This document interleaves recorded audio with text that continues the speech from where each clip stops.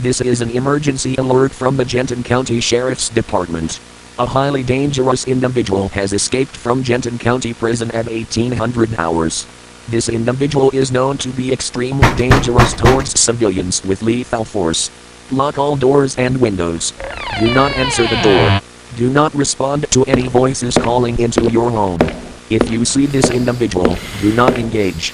Call the police with any tips at 911. Please stay safe. This was an emergency message from the Genton County Sheriff's Department.